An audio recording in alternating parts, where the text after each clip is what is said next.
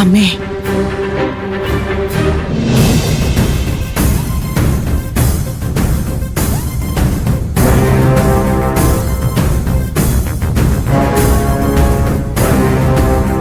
ഇവൻ ഇത്ര തിടുക്കപ്പെട്ട് എങ്ങോട്ടായി പോകുന്നത്? ഡാഡി, സന്ദീപ് എങ്ങോട്ടാ പോയത്? എങ്ങോട്ടാണെന്ന് എനിക്കും മനസ്സിലാവുന്നില്ല. മുത്തശ്ശിയും മോനും കുറച്ചു നേരമായിട്ട് എന്തോ പ്ലാനിങ്ങിലാ മോളെ. ശ്രീകലയുടെ റൂമിൽ നിന്നാ രണ്ടുപേരും പുറത്തു വന്നത്. സന്ദീപ് പുറത്തേക്കും പോയി, മുത്തശ്ശി പൂജാമുറിയിലേക്കും പോയി. ഇനിയും ഘോരയുടെ ചരടിനെ പറ്റി എങ്ങാനും മനസ്സിലാക്കിയിട്ടാവോ? ശ്രീകലാമ്മ ഇപ്പോ രണ്ടുപേരോട് ഇടം തിരിഞ്ഞു നിൽക്കുകയല്ലേ? അതിലെന്തോ സംശയം മുത്തശ്ശിക്ക് തോന്നിയിട്ടുണ്ടാവും. അല്ല, ഇനി അതിന് പ്രതിവിധി എങ്ങാനും ചെയ്താ ശ്രീകലാമ്മയുടെ മനസ്സ് മാറിയാലോ ഡാഡി? അതിനുള്ള സാധ്യത തൽക്കാലമില്ല. കാരണം ഇപ്പൊ ശ്രീകളെ നിയന്ത്രിക്കുന്നത് പണിക്കർ സാറിന്റെ രൂപത്തിൽ ഘോര കൊടുത്ത ആ ചരട. അത് അവളിൽ ഉള്ളിടത്തോളം കാലം ഘോരയുടെ നിയന്ത്രണത്തിൽ നിന്ന് പുറത്തു പോകാൻ ശ്രീകലയ്ക്കാവില്ല. അഥവാ അതിന് ആരെങ്കിലും ശ്രമിച്ചാൽ തന്നെ ഘോര അതിന് തടയിട്ടോളും. ആ കാര്യം എനിക്ക് ഉറപ്പാ മോളെ.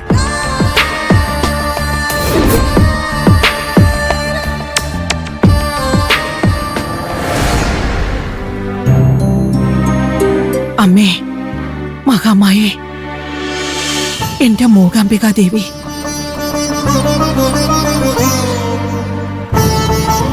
എന്റെ കുട്ടിക്ക് ഒരാപത്തും വരുത്താതെ അവൻ പോയ കാര്യം നിറവേറ്റാൻ സാധിക്കണേ.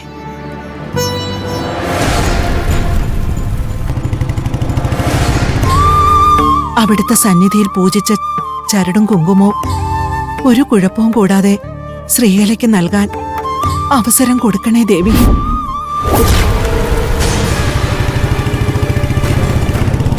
അതിനു മുമ്പ് ആ ദുർമന്ത്രവാദ ചരട് ഒഴുക്കുവെള്ളത്തിൽ ഉപേക്ഷിക്കാൻ അവന് കഴിയണേ അമ്മേ.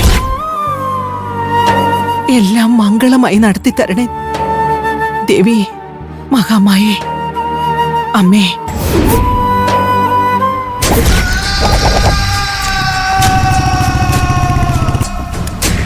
അത് ശരി, ഘോര ജപിച്ചു നൽകിയ ചരടിൽ നിന്ന് അമ്മയെ രക്ഷിക്കാനുള്ള മകന്റെ പോക്കാണല്ലേ?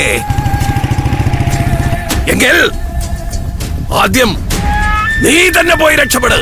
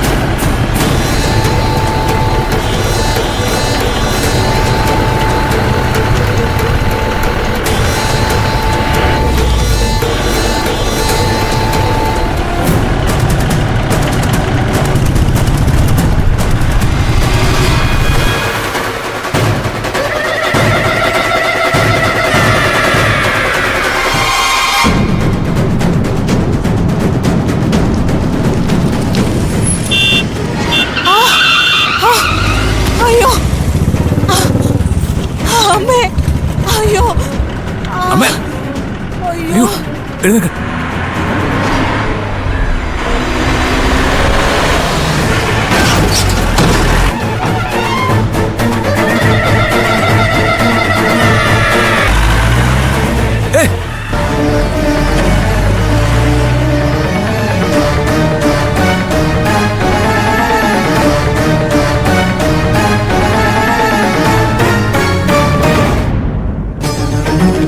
അയ്യോ മോനെ, ഏ? മോനെ എന്തെങ്കിലും പറ്റിയോ? ഇല്ല, അമ്മയ്ക്ക് കുഴപ്പമൊന്നും പറ്റില്ലല്ലോ. ഇല്ല. എന്നെ സഹായിക്കാൻ ശ്രമിച്ചത് മോന് കാലക്കേടായല്ലോ. ദേ മോന്റെ വണ്ടി. അത് സാരമില്ലമ്മേ. അമ്മയെ സഹായിക്കാൻ വേണ്ടി ഇറങ്ങിയതുകൊണ്ടാ ഞാൻ രക്ഷപ്പെട്ടത്.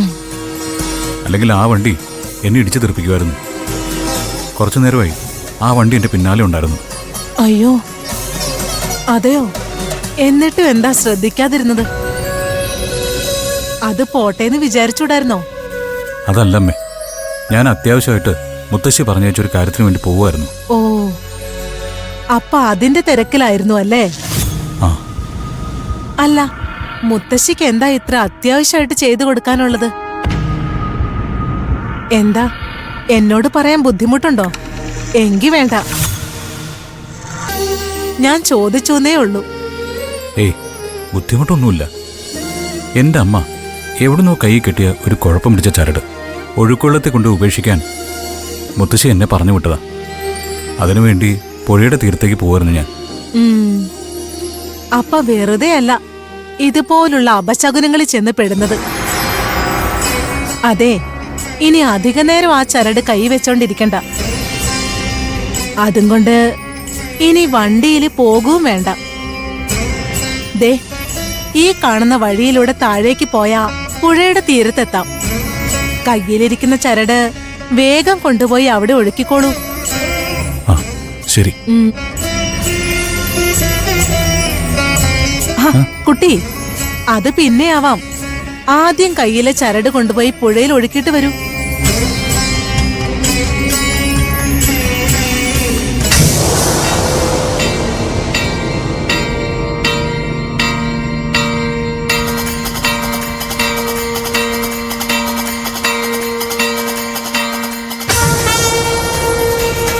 എന്താ ഇങ്ങനെ നോക്കുന്നേ?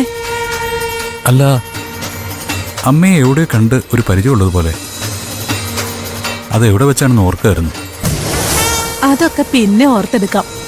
ആദ്യം മുത്തശ്ശി പറഞ്ഞ ജോലി വേഗം തീർത്തിട്ട് വരൂ. ചെല്ല്.